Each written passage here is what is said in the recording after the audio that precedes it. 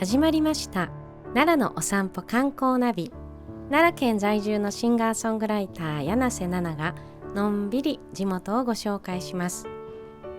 今回は世界遺産に指定されている奈良市の薬師寺をお参りします。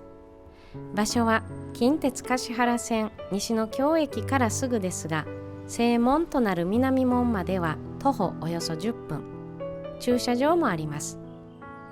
薬師寺は680年、天武天皇が皇后である宇野更良の姫巫女、後の持統天皇の病気平癒を祈って建立を発願されました。残念ながら完成を見る前に天武天皇は崩御され、その後を受け継いだ持統天皇が藤原京に薬師寺を造営します。710年、平城京への遷都に伴って薬師寺も現在の地に移されました。薬師寺さんにはお友達が勤めています。また2022年のまほろば塾での講演会やムジークフェスト奈良の直道コンサートなどでいつもお世話になり、親しくさせていただいているご縁もあって、今回は特別にご案内していただけることになりました。薬師寺伽藍副主事の河野大龍さんです。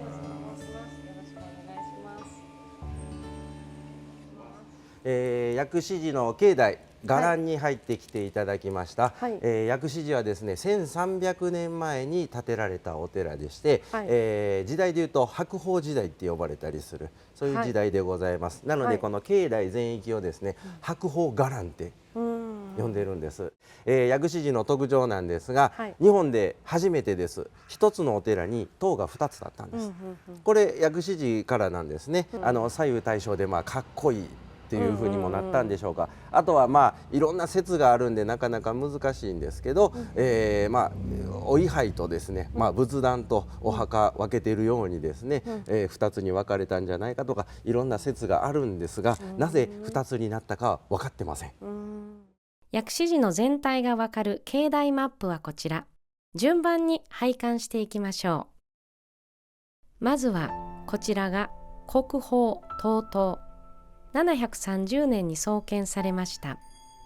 薬師寺では奈良時代から現存する唯一の建物です。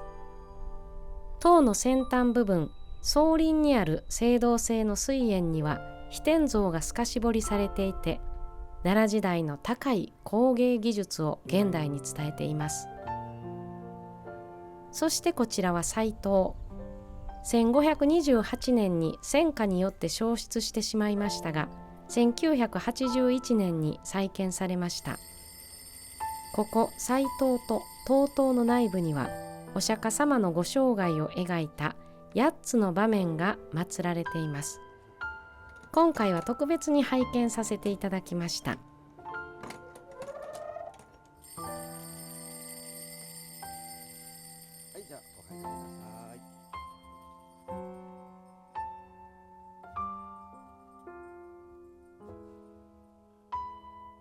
いずれも文化勲章を受章した彫刻家、中村真也さんの手によるものです。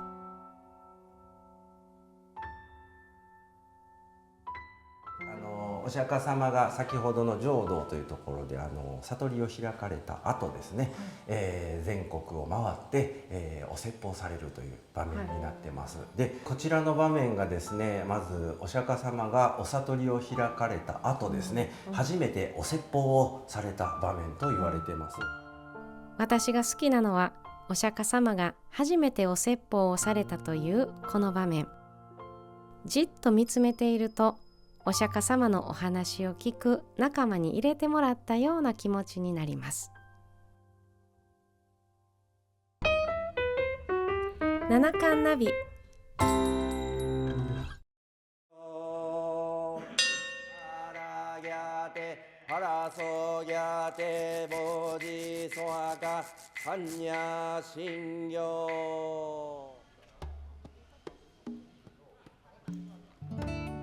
平城遷都に伴って創建された金堂は当時大変きらびやかに荘厳され、たとえ僧侶であっても誰もが入ることを許されたわけではない特別なお堂だったと伝えられています。天皇や住職を除く大半の人々は門の外側からお参りしたそうで、今でもこの位置からご本尊がよく見えます。1528年戦火によって焼失してしまったため、現在の金堂は1976年に再建されました。見事な天井画は宝装下文様。東塔の内部に実際に残っていた奈良時代の天井画を模したものです。これらは当時の貫主高田光院和上による100万貫お写経勧進の賜物でした。全国を行脚されてご法話によってお写経を呼びかけ、悲願だった復興を成し遂げられたのでした。仏法の種をまく、法話を大切にされた和上の熱意は今も受け継がれています。このお寺は特徴があります。何かというと、まずお葬式しないんです。お寺なのにお葬式しません。檀家さんがいらっしゃいません。お墓がないんですね。なので墓ない寺って呼ばれてるんですけど、ついてきてくださいよ、皆さん大丈夫ですか？ね、簡単に言うとですね、誰かを供養するのをメインにしてないということです。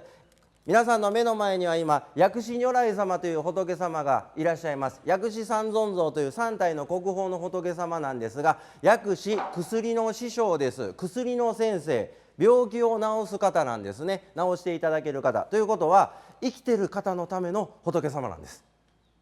亡くなった方に正直病気や怪我ってあんまり関係ないですよね。ということは、誰のためにいらっしゃる仏様かっていうと、生きてる私たちのためにいらっしゃる仏様、その方にですね、国民の皆さんだけではありません、世界中の皆さんが今日一日健康で平和で幸せでありますように、そういう世界に早くしてくださいってお願いさせていただきました。なので簡単に言うとですよ、皆さんの幸せを今一緒にお願いさせていただいたところでございます。自身の幸せを願うところ、祈るところ、そういうところにね、今日皆さん来ていただいたんだなと思って、ちょっとお参りをねしていただきたいと思います。皆さん最後はしっかりとまた挨拶をして元気よく終わりましょう。今日一日よろしくお願いします。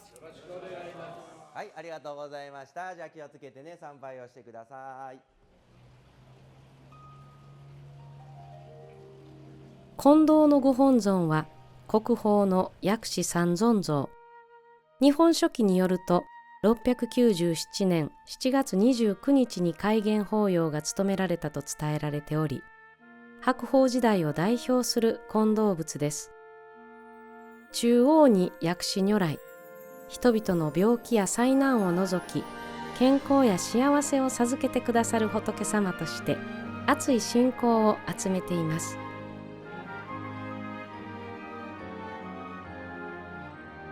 向かって右に日光菩薩、左に月光菩薩。腰のくびれや流れるような独特の立ち姿がとても美しく、お参りする人々の心に安らぎをもたらしてくださいます。